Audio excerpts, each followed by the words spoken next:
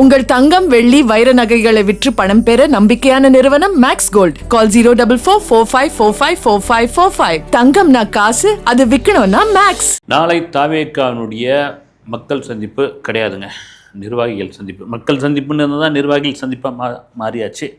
வேலூரில், குறிப்பாக வட மாவட்டத்தில் விக்கிரவாண்டியில் முதல் மாநாடு பண்ணார். அதன் பிறகு வட மாவட்டங்களில் இந்த பக்கம் வேலூர், திருப்பத்தூர், திருவண்ணாமலை, இந்த பக்கம் மக்கள் எல்லாம் சந்திக்கலாம். இன்னும் தென் மாவட்டத்துக்கு விஜயோடைய பயணம் இல்லை. குறிப்பாக நாளைக்கு என்ன விஷயம் பேச போகிறார், 2 முக்கியமான அறிவிப்புகள் இருக்கும் அப்படின்ற மாதிரி 2 விஷயம் தாவேகா தரப்புலேருந்து சொல்லிக்கிட்டு இருக்காங்க. இன்னொரு முக்கியமான ஒரு விஷயம் என்னென்னா, நின்ன மத்தியானத்தில் தான் பர்மிஷனு. இப்போ போன வாட்டி சேலம் நிர்வாகிகள் சந்திப்பில் நடந்த சம்பவங்கள், அப்புறமா இவ்வளோ பெரிய கூட்டம் போட்டிருக்கீங்க, இவ்வளோ பெரிய திடல் இருக்குது, 5000 பேர் வந்திருக்காங்க, ஒரு மேற்கூரை போட முடியாதா, அவங்களால ஒரு பந்தல் போட முடியாதா, எவ்வளோ நேரம் ஏன் நின்றுக்கிட்டே இருப்பாங்க, சேர் போடக்கூடாதா அப்படின்ற மாதிரியான விஜய் ஒவ்வொரு விஷயம் பண்ணாலும் அதுக்கு ஒன்று எதிர்வினைகள், எதிர்கேள்விகள் நிறைய வந்துக்கிட்டே இருக்குது. அதுக்கு காரணம் என்னென்னா, இந்த நடுநிலையாக வந்ததுனால தான். விஜய் ஒரு பக்கம் 2 கட்சி அப்படி இருந்துகிட்டு இருக்கோம், 2 பேருக்குள்ளே யாருன்னு போட்டி போயிருக்கோம். நீ ஏன்பா குறுக்கால வந்த, நீ வந்த பிறகு ஏன் இப்படி, நீ வந்த பிறகு ஏன் இவ்வளோ பெரிய கூட்டம், ஒரு கருத்து கணிப்பில் பார்த்தா 21%, இன்னொரு கருத்து கணிப்பில் 35ன்றாங்க, இன்னொரு 30ன்றாங்க.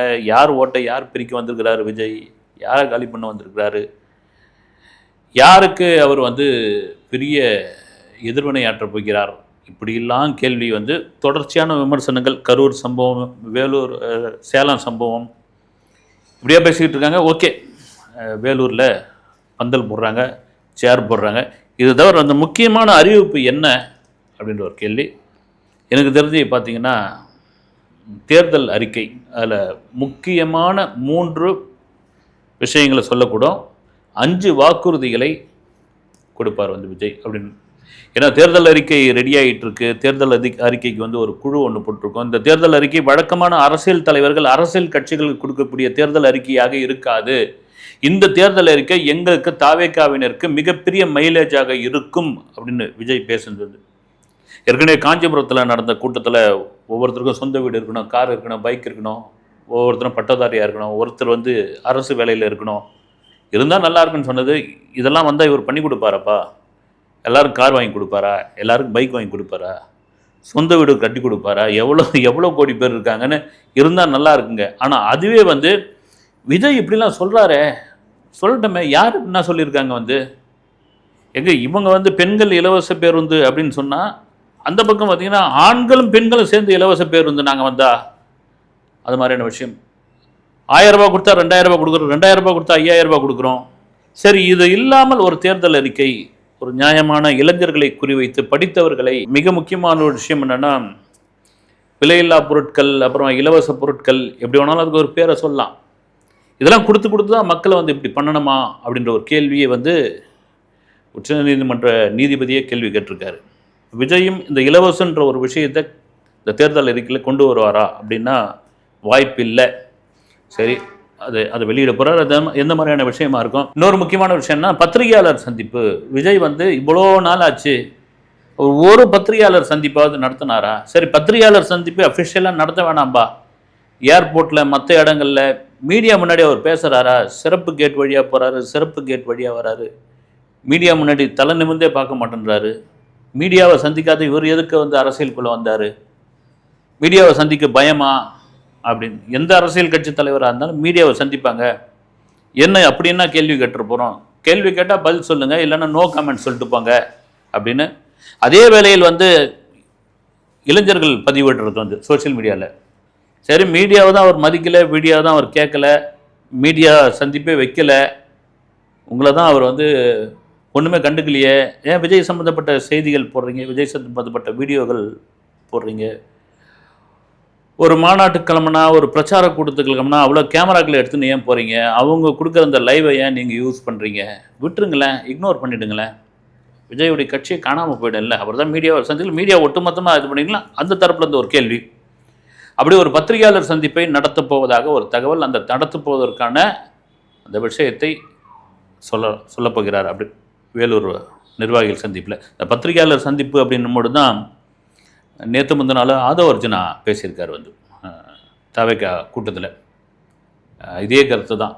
எப்போ பார்த்தாலும் வந்து விஜய் வந்து பத்திரிகையாளர் சந்திக்கலைன்றீங்களே வந்து நான் ஒரு சவால் விட்டுறேன், அந்த சவாலுக்கு நீங்கள் ரெடியா அப்படின்னு கேட்டிருந்தார். என்னென்னா தமிழக முதலமைச்சர் அவர் கூட வந்து பத்திரிகையாளர் சந்திக்க மாட்டேன்றாரு. அவர் எங்கே சந்திச்சார்?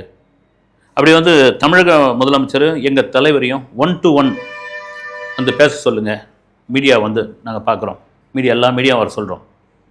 எங்கள் தலைவரும் வந்து பேப்பர் இல்லாமல் பேசுவார், முதல்வரும் பேப்பர் இல்லாமல் பேசுகிறோம், வாங்க அப்புறம் பாருங்க இந்த சந்திப்பை முதல்ல நடத்துங்க, அதுக்கப்புறம் நாங்கள் தொடர்ச்சி எங்கள் தலைவர் வந்து ப்ரெஸ் மீட் வைப்பார், ப்ரெஸ்ஸை சந்திப்பார். இது ஒரு பக்கம். அப்புறம் தேமுதிக போனது வந்து தேமுதிக கூட்டணிக்குள்ளே போனது கடுமையான விமர்சனம் அவங்க கட்சியிலே இருக்குது, தேமுதிகவிலே இருக்குது. விஜயகாந்த் இருந்தால் என்ன ஆயிருக்கும்பா, வந்து அவர் மனசு எவ்வளோ கஷ்டப்பட்டுருக்கோம், வழுது மாதிரியான பேச்சு. அதுதான் ராஜ்மோகன் பேசியிருக்கார். 2011 கலைஞர் அவர்கள் வந்து பழம் நழுவி பாலில் விழும் அப்படின்னு சொன்னார். 2026 பழம் நழுவி சாக்கடில் வந்துடுச்சு அப்படின்னு ராஜ்மோகன் சொல்லியிருக்காரு. வந்து தவைக்காவில் பேச்சாளர்களே இல்லைப்பா, இந்த 2ஆம் கட்ட தலைவர்கள் எல்லாம் வந்து என்ன பேச்சு பேசுகிறாங்க அப்படின் பொழுது இவங்கெல்லாம் பேச ஆரம்பிச்சிருக்காங்க. பேசுறது வந்து சோஷியல் மீடியாவில் வைரல் ஆகிட்டு இருக்கு. வந்து ஆதவர்ஜுனா கூட சொல்லியிருக்காரு. வந்து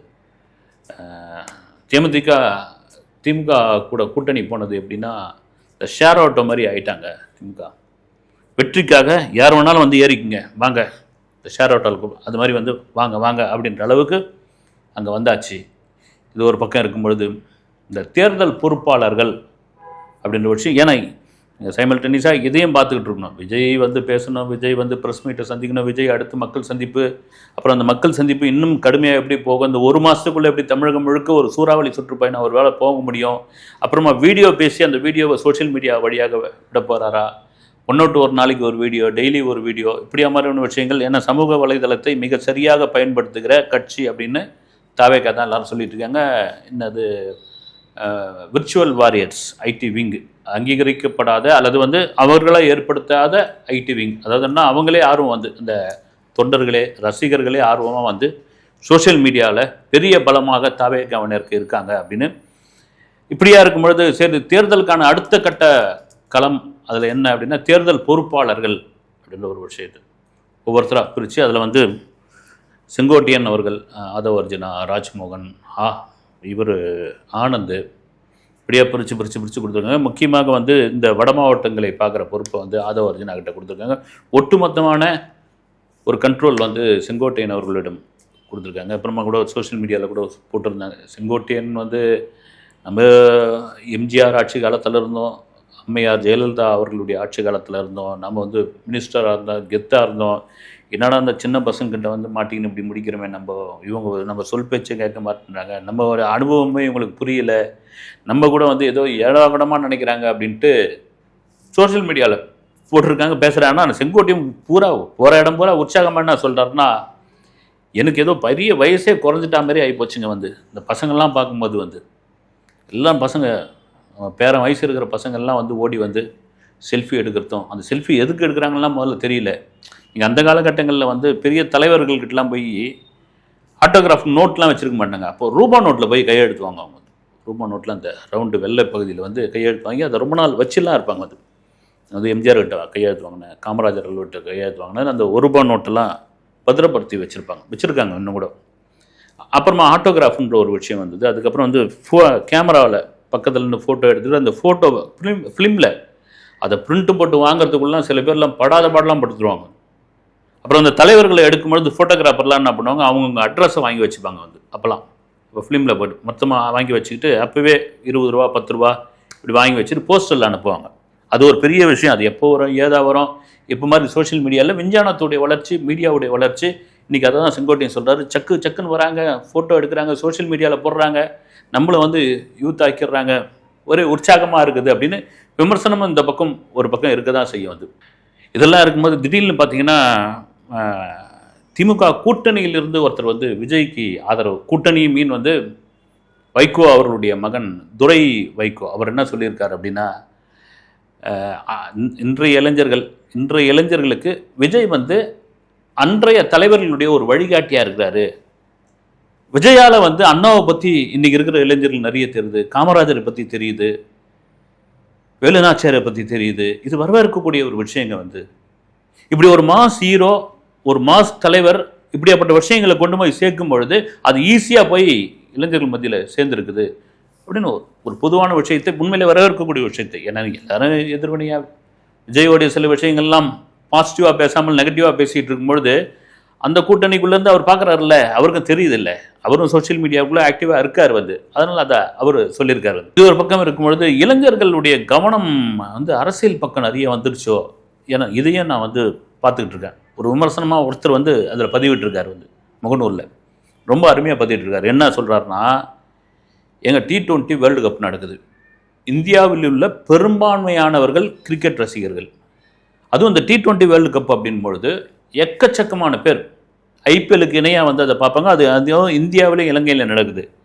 ஆனால் அதை பெருசாக யாருமே கண்டுக்கலையே, கொண்டாடலையே. எனக்கு கூட பார்த்தீங்கன்னா ஒன்றும் அப்படி கிரிக்கெட் மேட்ச், அதுவும் T20 மேட்ச் வேர்ல்டு கப் அப்படின்னா அப்படி கொண்டாடுவாங்க, அது பாட்டு நடக்கட்டுங்கன்னு எல்லாரும். அதுவும் குறிப்பாக தமிழ்நாட்டில் உள்ள இளைஞர்கள்லாம் அரசியல் பக்கம் கவனம் செலுத்திட்டாங்களா? நேற்று பாருங்கள், உலகநாயகன் கமலஹாசன், சூப்பர் ஸ்டார் ரஜினிகாந்த் அவர்களுடைய ஒரு ப்ரோமோ வீடியோ, ஒரு கிளிம்ஸ் வீடியோ, 2 பேரும் இணைந்து 47 வருடங்களுக்கு பிறகு இணைந்து நடிக்கப் போகிறார்கள். அதற்கான ஒரு வீடியோ வந்திருக்குது. அந்த வீடியோவுக்கு அவ்வளோ பெரிய எதிர்பார்ப்பு இருக்குன்னு போது அது இன்னும் ஸ்லோவாக போயிருக்கு. அப்படியாப்பட்ட எதிர்பார்ப்பு ரொம்ப கம்மியாகி போச்சு. இப்போ சினிமா அப்டேட்டே நிறைய பேர் கேட்க மாட்டேன்றாங்க. உண்மை அது. இதுக்கு இன்னொரு காரணம் என்னென்னா, விஜய் அஜித் மாதிரியான ஒரு மாஸ் ஹீரோக்கள், இப்போ இருக்கிற இந்த 2K கிட்ஸ் ஜென்சி கிட்ஸ்களுக்கு பிடித்தமான அந்த ஹீரோக்கள்லாம் ஒவ்வொரு பக்கம் ஒதுக்கிட்டாங்க. அரசியல் பக்கம் ஒருத்தர் ரேஸ் இப்படின்னு போயிட்டனால சினிமாவே டல் அடிக்குதுன்னு சினிமாவில் உள்ளவர்களே சொல்கிறாங்க. தேட்டருக்காரங்களாம் அழாத குறை தான் அவங்கெல்லாம் தேட்டர் வச்சு நடத்தணும் இல்லைங்களா? என்ன பண்ண முடியும்? ரீரிலீஸாக போட்டுக்கிட்டு இருந்தால் என்ன பண்ணிட்டு முடியும்? ஒரு வாரத்துக்கு 12-13 படம் வருது, எந்த படம் ஓடுது? தேட்டருக்கு வாடகை, கரண்ட் பில்லு, ஊழியர்களுக்கு சம்பளம், மெயின்டெனன்ஸு, கேன்டீனில் விற்பனை எவ்வளோ இருக்குது. இவங்க என்ன பண்ணுறாங்க, ஓடிடியில் பார்த்துக்கலாம்னு விட்டுருவோன்னே. இதுக்கெல்லாம் முக்கிய காரணம் விஜய் மாதிரியான ஸ்டார் ஹீரோக்கள் அரசியலுக்குள் போனது, விஜய் போனது, அந்த பக்கம் அஜித் ரேஸுக்கு போனது. இப்படி 2 லெஜண்ட் சினிமாவில் இவங்களுடைய ப்ரோமோ ஒன்று வருது அப்படின்னா அது எப்படியா கொண்டாட வேண்டிய நேரத்தில் என்ன ஆச்சு அப்படின்னா, ஒட்டுமொத்தமாக இளைஞர்கள், பெரும்பான்மையான இளைஞர்கள் அரசியல் கவனம் விட்டுட்டாங்கப்பா. இப்போ அவங்க அரசியல் பேச ஆரம்பிச்சிட்டாங்க. இப்போ துரோகிக்கு சொன்னார் இல்லைங்களா, இன்றைய இளைஞர்களுக்கு, குறிப்பாக இந்த ஜென்சி கிட்ஸ் 2K கிட்ஸுக்கெல்லாம் விஜய் வந்த பிறகு அண்ணாதுரை யார், காமராஜர் யார், வெளிநாச்சியார் யார், அஞ்சலை அம்மாள் யார், இதெல்லாம் தெரிய ஆரம்பிச்சிருச்சுல்ல. அதே போல தான் அவங்க அரசியல் களத்துக்குள்ளே பேச ஆரம்பிச்சிட்டாங்க, அரசியல் பேச ஆரம்பிச்சிட்டாங்க. அவங்க பேசுகிறாங்க என்ன தேர்தல் அறிக்கை பற்றி என்னன்னு சொல்கிறாங்க. எனக்குரிய ஒரு 40-45 வருஷத்துக்கு முன்னாடி எப்படி, குறிப்பாக திராவிட கட்சி வந்த பிறகு, திராவிட கழகங்கள் உள்ள காங்கிரஸை தள்ளிட்டு மேலே வந்த பொழுது பெரும்பான்மையான இளைஞர்கள் இந்த திராவிட அரசியலுக்குள் பெரும் எழுச்சியை கொண்டு வந்தார்கள். அதே போல தான் இந்த 2026 இளைஞர்களுடைய கவனம் முழுக்க அரசியல் பக்கம் இருக்குது. சினிமாலாம் பார்த்துக்கலாம், முதல்ல தேர்தல் முடியட்டும் அப்படின்னு ரேஞ்சில் வந்திருக்காங்க. ஓகே, நாளை வேலூரில் நடைபெற போகிற அந்த நிர்வாகிகள் கூட்டத்தில் 5000 பேர் அங்கே இருக்கிறவர்கள், கிட்டத்தட்ட பல கோடி பேர் ஊடகங்கள் மூலமாக அதை பார்க்க போகிறார்கள். என்ன விஜய் பேச போகிறார், முக்கியமான விஷயத்தை, மத்திய மாநில அரசு சம்பந்தமான விஷயத்தை பேசுகிறார். 2026 தேர்தலில் நாங்கள் எப்படி வெற்றி பெறுவோம் என்ற விஷயத்தை பேச போகிறார். அதை வேலூர், திருவண்ணாமலை மாவட்டங்களில் உள்ள பிரச்சனைகளை பற்றி பேச போகிறார் என்பதை நாளை தெரியும். அடுத்த வீடியோவில் சந்திக்கிறேன். நன்றி.